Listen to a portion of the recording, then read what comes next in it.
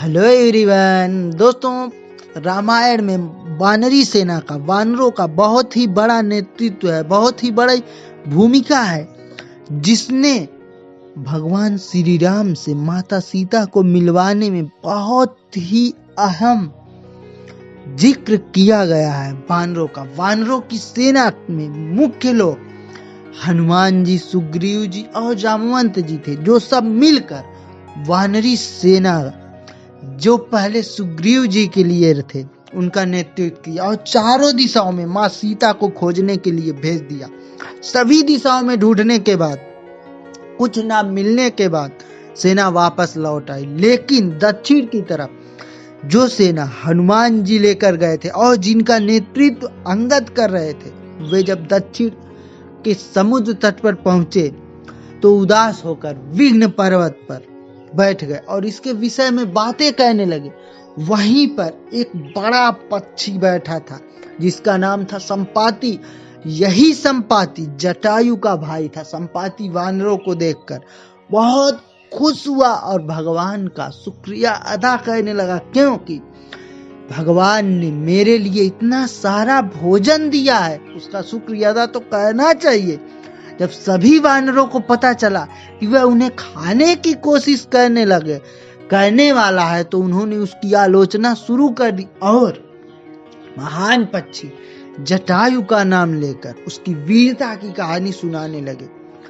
जटायु का नाम सुनकर संपाति आश्चर्यचकित था, लेकिन ज्यों ही जटायु के मृत्यु की बात सुनी, वह जोर जोर से विलाप करके रोने लगा।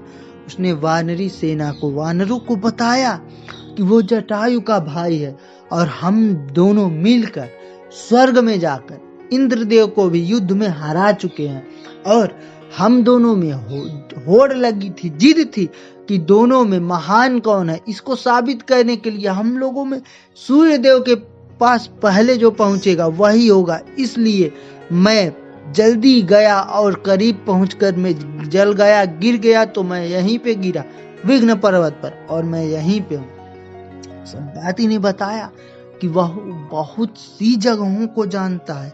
उसने ये भी बताया कि लंका का असुर राजा रावण बहुत ही क्रूर है, निर्दयी है, और वही माता सीता का अपहरण किया है, जो उस दक्षिणी समुद्र के दूसरे छोर पर उसका राज्य है, वहीं पे माता सीता है। दोस्तों, वानरी सेना जो हम लोगों के पूर्वज रह चुके हैं, विज्ञान कहता है, और रामायण साक्षात उदाहरण है वानरी सेना का, जिन्होंने भगवान श्री राम को माता सीता से मिलवाने में बहुत ही अहम भूमिका निभाई। इसलिए दोस्तों, दोस्ती किसी के भी साथ हो, आपके निभाने का फर्ज बहुत बड़ा होना चाहिए, क्योंकि दोस्ती ही ऐसा रिश्ता है जो हम सब खुद आकर अपने जीवन में बनाते हैं। बाकी सब रिश्ते जब हम गर्भ में पल रहे होते हैं तभी बन जाते हैं दोस्तों। इसलिए दोस्ती को बहुत अच्छे से निभाइए।